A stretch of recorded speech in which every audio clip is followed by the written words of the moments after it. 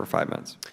Thank you, Mr. Chairman, and thank you, gentlemen, for being here. Mr. Lennox, in May of 2016, you submitted a report on the Secretary of State's email records management, and you referred to 2 separate incidents in 2011 in which then-Secretary Clinton's private email server was targeted in hacking attempts.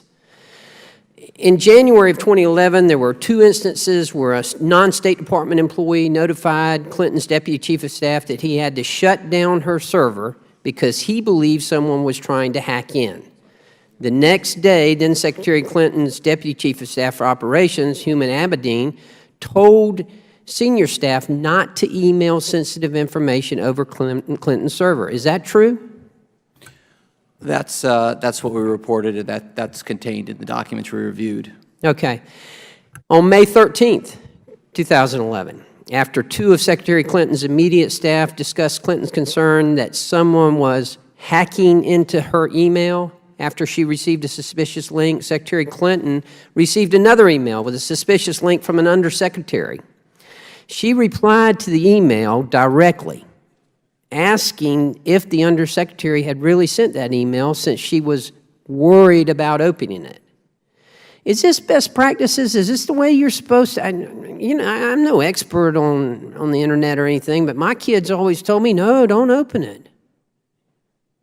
Well, I can't speak to what's best practices in that community. I mean, I think But is that the way you should respond to a suspicious email, especially after you've already had staff warning you that someone may be hacking into it and that you're concerned that it's being hacked into?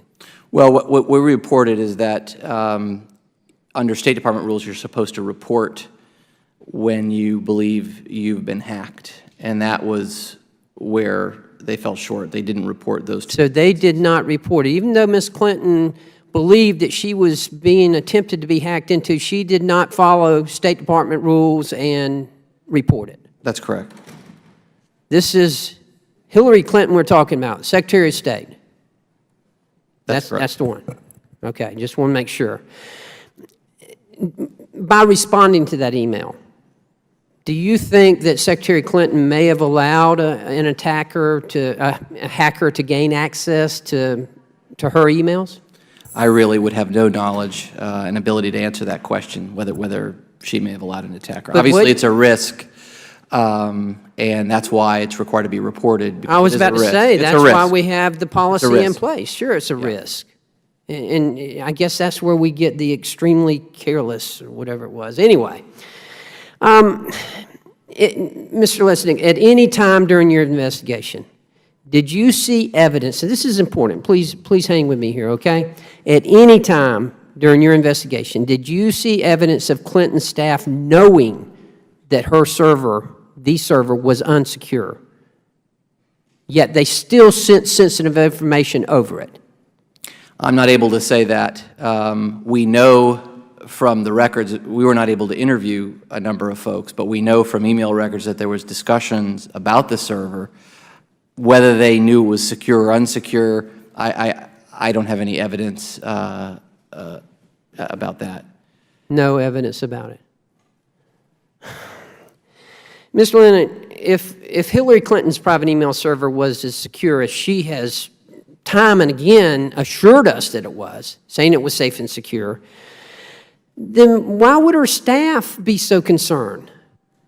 I mean, you stated in your report her staff showed a concern that don't use the, don't open this email, don't use this because we think you're being hacked into. Yet we've been told by her that it was perfectly safe and secure. Isn't that true? We weren't able to interview her staff, so I'm not able to comment on what they were thinking at the time. You know, I think, Mr. Lesnick, that it's pretty clear that the Secretary actively jeopardized the network and national security as well. I think any rational person would understand that this is what happened. I hope that you'll continue to investigate this, and I hope that you will report back to Congress any information that you might get. Mr. Chairman, I'll yield back. Thank the gentleman. We'll now recognize the gentleman from Wisconsin.